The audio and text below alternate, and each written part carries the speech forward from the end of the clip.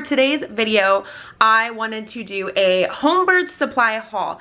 I did one with Landon, but this one is just a slightly tiny bit different, mostly the same stuff, but there is like a few other things that I have this time because I do have the birth kit with me this time as well. I keep everything in the same spot, that way whenever it is time to go into labor, everything is like accessible and we know where everything is. So hopefully I have everything, and I am missing like 3 things. I'll talk about that, but those are going to be delivered like today. So anyway, I'm gonna go ahead and get started. Just to clarify, I'm planning on having a home water birth, and this supply list was provided to me by my midwife. And if you are having a home birth, definitely make sure that you follow what your midwife suggests for you to get. This is what I've gotten and this is what I've used in the past. So I'm gonna go ahead and get started. So to begin with, this is our actual birth pool. We have not taken it out and set it up yet. We do need to take it out because they say to let it kind of air out for 48 hours. And we do want to test it to make sure there's no holes in it or anything. But got the Oasis pool. I'll go ahead and insert a picture for you guys so you can see what it looks like. This is what it looks like in the box. This is a protector sheet thing to go underneath the pool. That way it doesn't like ruin your carpet or anything. And then this is the actual pool itself. So that, of course, is only necessary if you want to have a water birth. To go hand in hand with that, these are the things that you need to actually fill the pool. So this is a drinking safe water hose, and we did get 2 of them just in case we need to flush some of the water back. You don't want to reuse that same hose to like refill it with warmer water or what have you. You usually find them in the RV section at like the hardware store. You can get them pretty much anywhere. Then to take the water out of the pool, we are using a drill pump, and you just connect it to your drill if you have like a drill, and it helps get the water pumping. That way it's easier to kind of drain the pool. And then this is just a adapter to go from the sink to the hose. That way we can put the water straight into the pool. So this should hook onto our sink, or actually he might have said this is for the shower. I think Chris said that he wanted to do, he wanted to try to do it from the shower. So either way, this is just like an adapter, so that way the faucet can hook onto the hose and go into the pool. So then we have a flashlight. We did actually order a waterproof flashlight though. It's nice to have a waterproof flashlight just in case the midwife needs to go into the pool with it to see what she's doing or anything like that. You need 2 100% cotton baby hats. This is to keep the baby's head warm.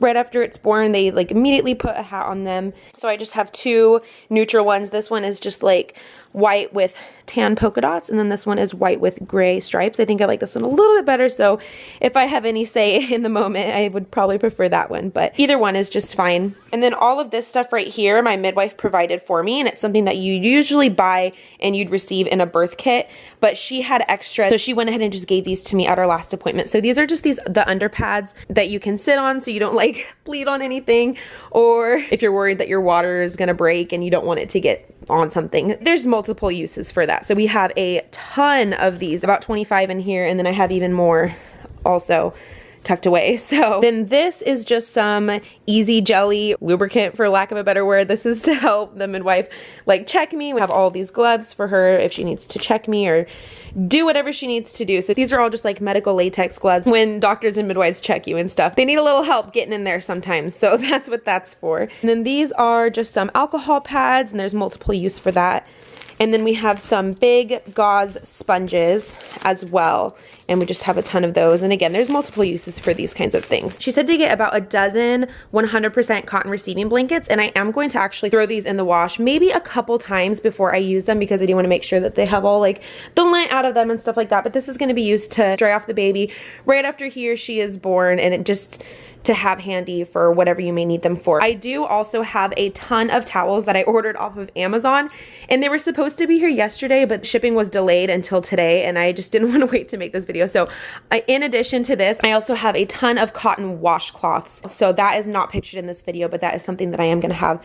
Then we ordered this mattress protector. This is just good to have on there. I think we bought this one because it had really good reviews, and we want to keep it on there long term. We're gonna have this for labor purposes and use it afterwards as well, but it just protects, especially since we just got a brand new mattress, it just protects your mattress, and it's a nice thing to have on hand. You don't need to necessarily get like a super fancy one, but this is just our preference. Then over here, I have a ton of maxi pads. I got like the biggest size, and then like the second biggest size, and then like the third biggest size, because obviously if you've had a baby before, you know that these come in handy. You bleed a lot after birth, and the more kids you have, the more you bleed afterwards, at least in my experience. So, and then this is 100% extra virgin olive oil, and this can be used for the baby's skin afterwards. You would be surprised how useful olive oil is when it comes to birth and newborns. So I just grabbed a small bottle of extra virgin olive oil to have on hand as well. And then this was not on my list, but from experience, I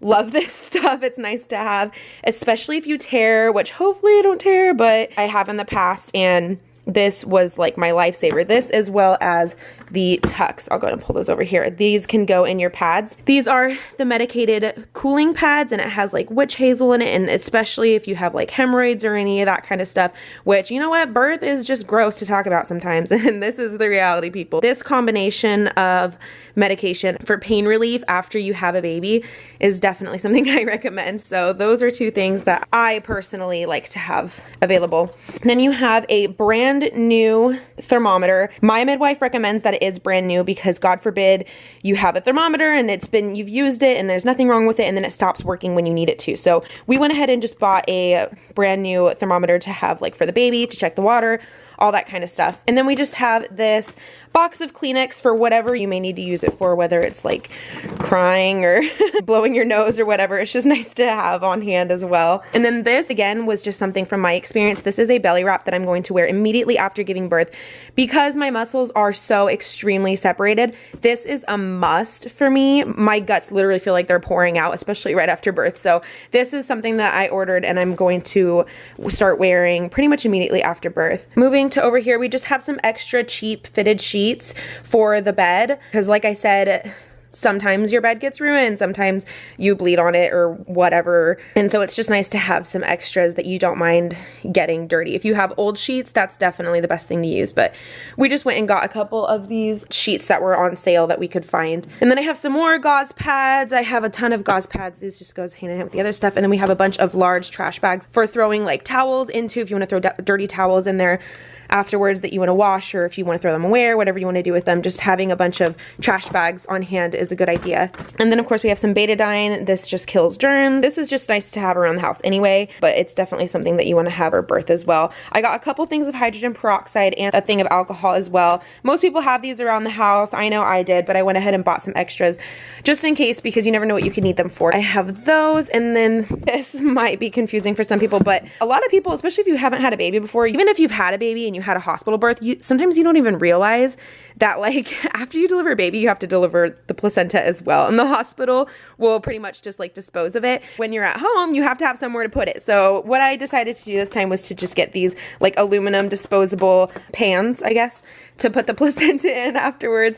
And then some people encapsulate it. I have in the past. I have not yet decided if I'm going to this time, but whether you want to encapsulate it or you want to throw it away, I decided to get like these disposable pans this time. So the only other things that are not pictured here that you will need is a peri bottle, and my midwife is providing that and she's bringing it to our next appointment.